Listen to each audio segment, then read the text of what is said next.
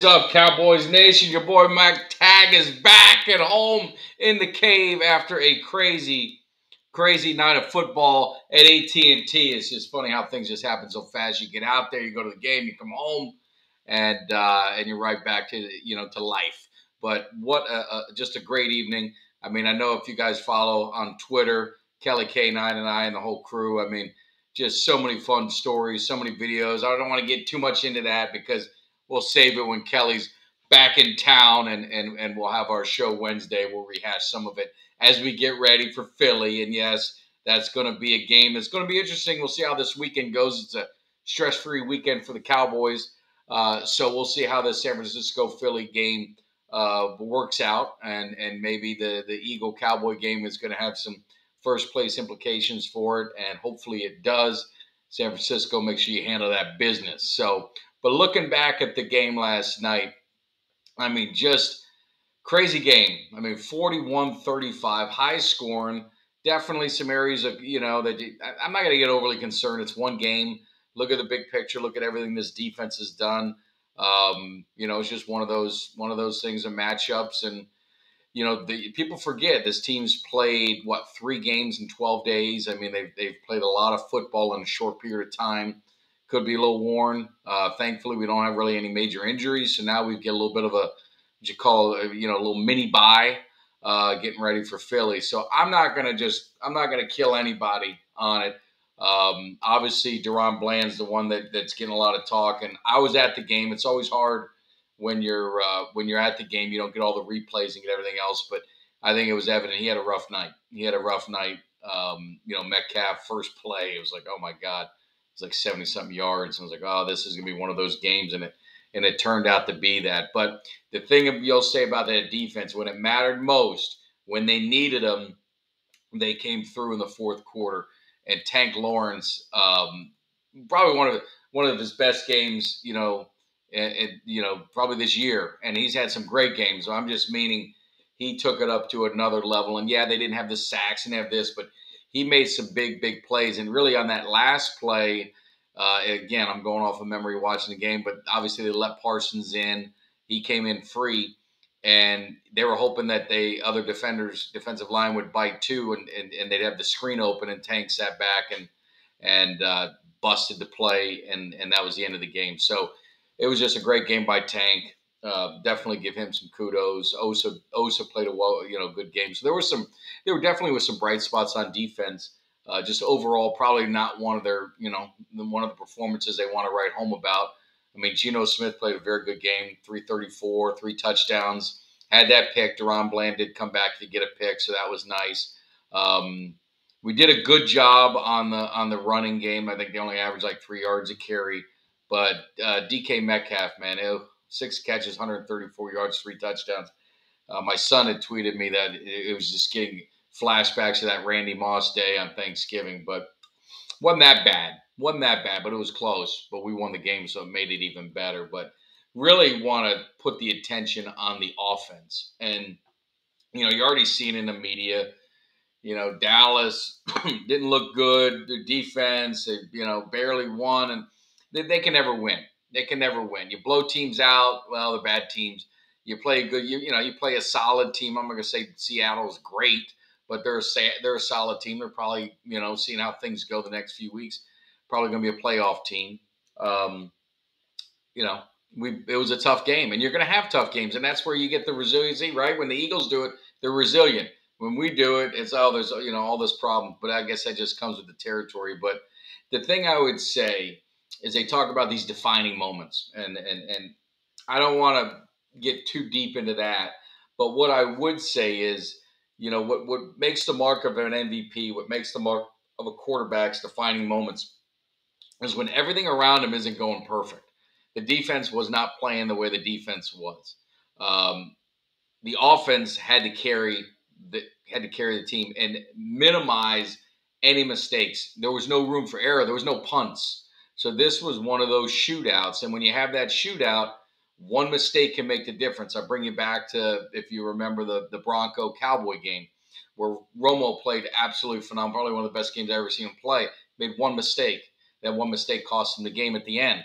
That's when you get in these types of games, these are those defining moments. And he played his best as the game went on, and he played great the whole game. But in the critical moments, he was making the plays.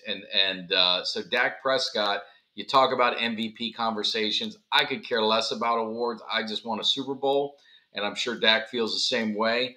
But how you don't put him in the conversation that's just being a hater. He is arguably, we probably can't even argue, the top quarterback statistically right now this season. He's leading the NFL in touchdowns.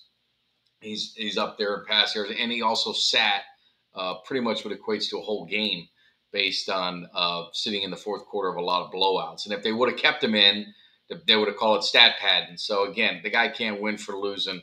I don't understand it. It doesn't make any sense. But these next few games, that's where it's really going to determine Dak Prescott and the Cowboys. This is his defining opportunity. We got Philly coming up. Then you got Buffalo, you got at Miami, at Buffalo, you got the Detroit Lions at home. So this is going to be the opportunity to see how these Cowboys respond and really what they're made of. And they're going to be some dogfights.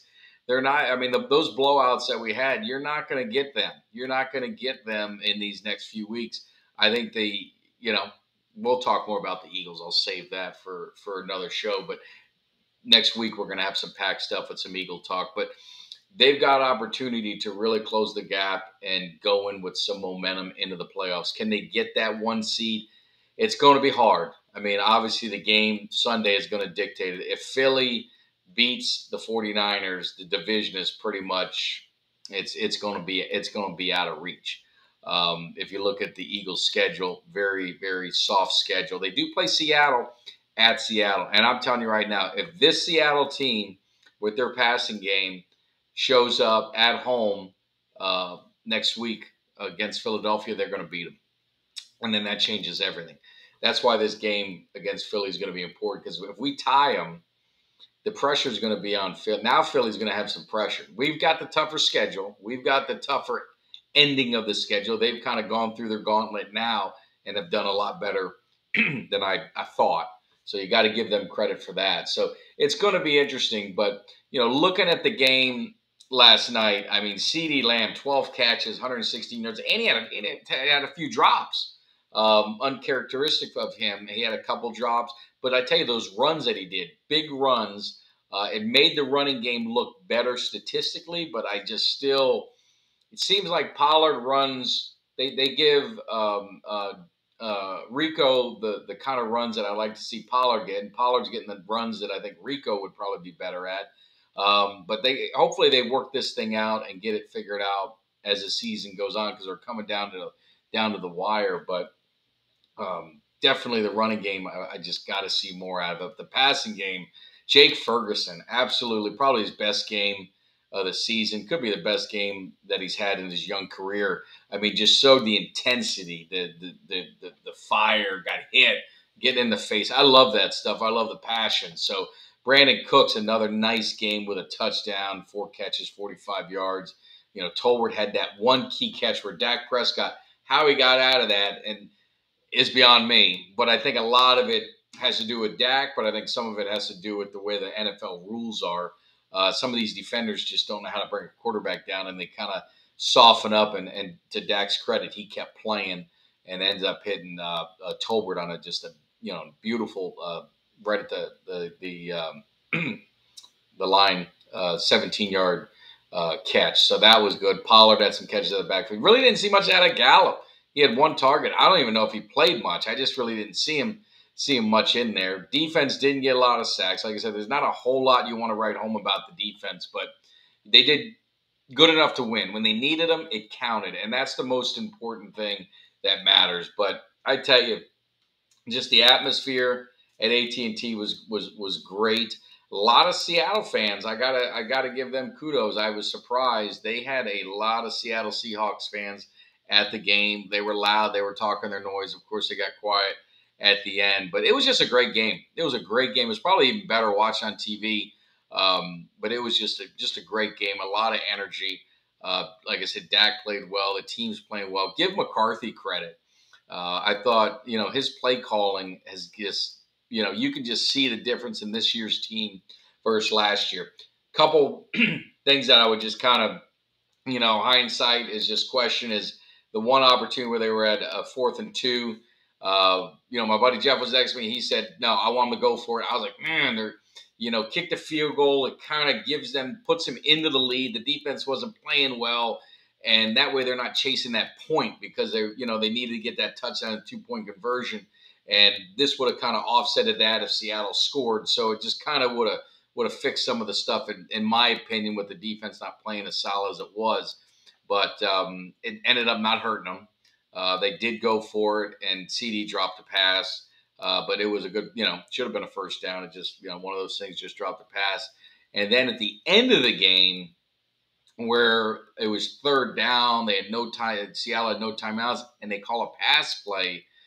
I didn't have an issue with the pass play, calling a pass play. I had an issue with them where they threw it. I think if you're going to do a pass, hey, you're going for the win. First down ends the game. High percentage. If it's not there, you just fall to the ground, take the sack, let the clock run out, kick the field goal, and they would have had under a minute to go with no timeouts to go the length of the field. It didn't hurt them. It didn't come back to bite them. But it's one of those things is, I don't know if that was more on McCarthy or more on Dak. You got to have that clock in your head. You got to have an understanding of the situation and not throw the ball because there wasn't even an opportunity to catch it. It was almost like a throwaway. So you might as well just take a knee and let the clock run out. So a couple little things there. It wasn't perfect. Penalties, unbelievable on both sides. Some of them were ridiculous calls. Again, sitting from where I'm at, just my vision of it, it looked like there was some bad calls both ways, but also a lot of flags. And that is just continuing to be a problem, not only with the Cowboys, but in the NFL. And hopefully it's something that gets cleaned up. These guys got to be allowed to play. But obviously we got to be disciplined. We can't have bad penalties on 3rd down. Can't have bad penalties extending drives and things like that. So there's definitely room for improvement in some areas. But overall, this is a kind of game, we're going to the stadium and talking to different Cowboys people. And a lot of people thought we'd win comfortably, but they said, we need to be tested. We need to have some adversity. We need something. We just don't want to be too close. But this is what this game gave them, and they won. So all is good. Had they lost, it probably would pretty much seal their fate for everything as far as winning the division and things like that. But now they've pretty much at worst locked in a 5th seed, being the number 1 wild card if they can't catch Philly, which would put them in the first round of the playoffs, either playing like an Atlanta or New Orleans, which is probably going to have a losing record or barely a winning record. It's very similar to last season with the Bucs, but there's no Tom Brady on either one of those teams. So I think things are setting up good for Dallas if they can't catch Philly and win the division. Ideally, getting the number 1 seed would be the best case scenario. Get those home games in Dallas where they've had the longest NFL winning streak, active NFL winning streak going for home. And also thought I saw something going through where this is the 2nd longest one in Cowboys history. So definitely some home cooking, but they're going to be on the road 3 of the next 5 games. So they're going to have to win on the road if they want to win this division. So they're going to have to get some road wins in there. So anyway, just wanted to drop a quick video. It was so much fun. If you're not following, not subscribing, you're not liking, you're not sharing, what the hell are you doing? We got a lot of stuff, a lot of good stuff going on the channel. Also on the other social media platforms. If you're not following me on Twitter, that's primarily what I'm on. That's what Kelly's on. But I'm also on Instagram, also on Facebook. We got a Facebook page, Cowboys Cave, and also have Mike Tag Facebook page. So you can definitely look me up there. But where most all the action is on Twitter. It's an easy platform and good. But I always appreciate the support and meeting so many great Cowboy fans. And I'm learning. Some people follow me on TikTok. Some follow me on Instagram. I think all my followers are on Twitter. So I am learning. I gotta make sure I diversify and post stuff everywhere, because you do get certain segments that don't like Twitter. They don't want to be on it. So I can't, I understand it. So anyway, we're going to be doing a live show Sunday morning. Get you ready for the NFL games. Talk a little bit more Cowboys. So we're going to have a lot of fun. Greg's going to be stopping in. Kelly's traveling, so I don't know if he's going to be popping in. But if he is, we'll talk there. If not, we've got our regular schedule of shows on Monday. Obviously, Jimmy D and I. Tuesday, you got the fantasy football and pretty much general football talk with the crew. They're a lot of fun. And then Kelly and I on Wednesday. So we keep you busy in the Cowboys cave. And if you can't catch it live, you can always catch the replay. So I appreciate it. You guys have a great weekend. I will see you Sunday. Again, thanks for all the support. We got the new shirts out, too. We got the Cowboys Cave shirts. I better promote it before I forget. You guys can go on Twisted Gorilla. We put the link on a few things. If you need it, hit us up. Let us know. It's an awesome shirt, good quality, and I know you guys will love it. And that's just the start. So you guys want some swag, we give this swag. But you guys have a good weekend and enjoy a nice, stress-free Dallas Cowboy weekend. And let's see what happens with Philly and the 49ers. Hopefully it's a good, hard-hitting game. Get them beat up a little bit before they come down to AT&T. You guys have a good one. See you Sunday.